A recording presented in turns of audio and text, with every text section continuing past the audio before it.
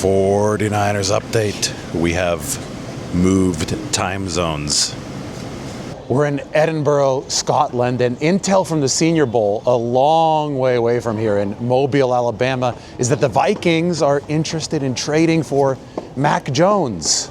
There's the Lombardi herself cameo. She's got hot chocolate here in Edinburgh. Had her favorite little coffee shop. I guess she was here several years ago. But anyway, the Vikings and Mac Jones, remember, they got the 49ers preceding quarterback rehab project in Sam Darnold. So history would repeat itself. Although Sam left as a free agent, the 49ers, if they trade Mac, well, maybe they could command a decent haul in return. I think that the 49ers don't trade Mac Jones unless they fetch at least a second-round pick. That was the Alex Smith price back in 2012 or 2013 when they traded him to the Kansas City Chiefs. Anyway, the Darnold, Minnesota thing, the reason that they might be interested in Mac Jones, even though reportedly that they still believe in J.J. McCarthy, but they're concerned about the injuries, but the reason they might be interested in Mac Jones is because they might have screwed up the whole Sam Darnold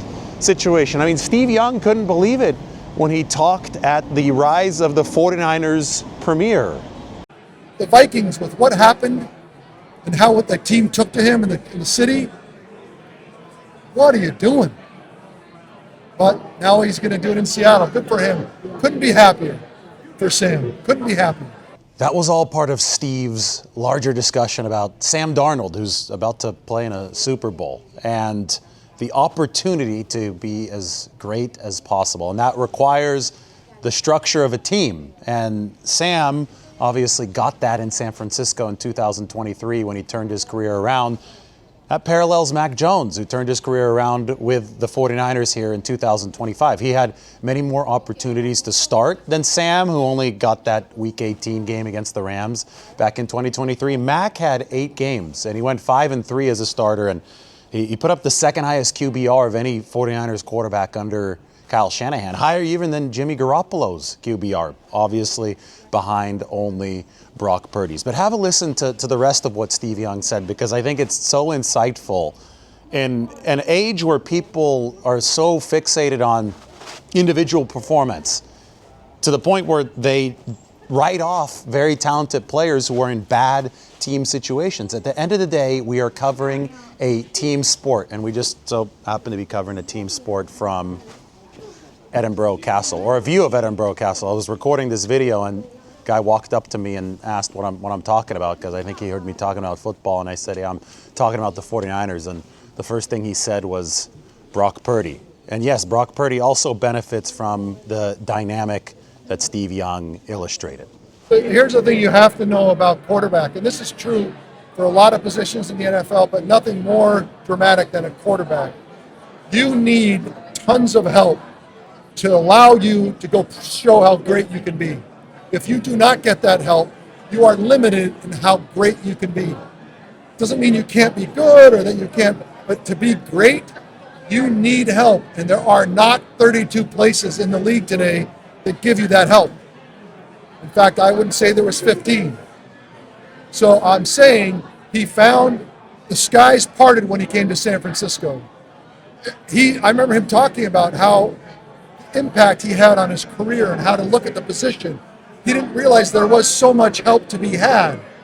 Once he felt that, he made sure to go and stay in the family. He went to Minnesota.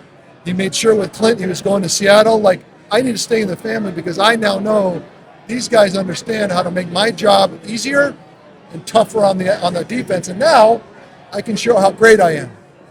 And that's exactly what's happened.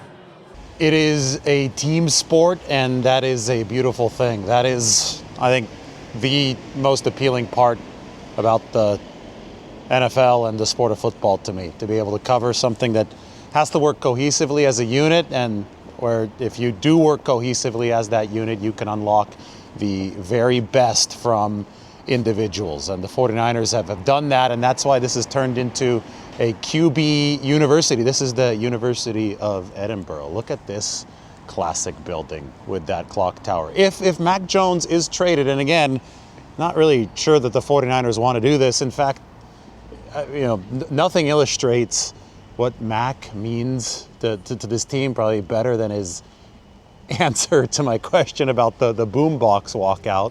On a scale of 1 to 10, how much fun did you have doing the boombox walkout? Great question. Probably 10. I felt like that was cool. I felt like I actually saw that, like being, growing up in the league and stuff. I'm like, all right, this is kind of cool watching like Debo and everybody go out there, and then to be a part of it was cool. And like, I'm not gonna say I was invited, but kind of invited to the front. So I was like, but then I starting games, and I'm like, all right, maybe I should creep to the back a little bit here, to like lock in. But that's not my personality. Like that's the old me, and like I wanted to be at the front, and they wanted me to be there, and it was so fun to just dance and have fun with KB and all those guys KB, a guy that I played with, for the past couple of years, and it was just fun. I think it just shows the culture and the swag that we play with. But if Mac is traded, who will the next QB rehab project be? Who's going to be the next 49ers player to hit QBU? They're at the point right now, too, roster-wise, where they don't necessarily have to go to an outsider because Curtis Rourke, the Canadian, is on this team. And he practiced for 21 days this year as a rookie, coming off the ACL tear as a senior at Indiana. So perhaps Curtis Rourke can be the 49ers' backup quarterback next season if Mac Jones is indeed traded. It'd be a nice combination here if you combine the 2025 and 2026 seasons of the old and the new. I'm not sure that I love the architectural combination of the old and the new, but they did a better job than we often see over in the U.S. Anyway, just some food for thought. Mac Jones will garner trade interest. I think that the 49ers who've been very smart to sign him to a 2-year contract. I mean, they got ahead of things here. 49ers can sit on Mac Jones unless they are blown away by a trade offer. And if they are blown away, well, they have been running this quarterback university long enough and effectively enough to where they might be covered by somebody like Curtis Rourke. And they might be covered by the fact that they've got one hell of a system that allows these quarterbacks, not just Sam Darnold, not just Mac Jones, not just Brock Purdy, but allows whoever comes through to be as great as they possibly can be. Well, it's getting more and more good as more and more of the folks that the tree of I call the OGs, Kyle, Sean McVay, Sean Payton, and Andy Reid are the OGs. When when rule changes happened, the game changed, they jumped in with innovation. Now all of just track their assistant coaches through the tree, and now look in the NFL, and it's getting to be like 28 of 32. So I think there's getting more and more great spots. Did you have a chance to talk to Sam in that 2023 season? I think I might have run into Sam briefly, but it feels like I've talked to Sam before he got to San Francisco. But I think I really relate with Sam's experience. I was in Tampa for a year. I know how bad it can be, and so I know how bad it was for him. So I relate with that.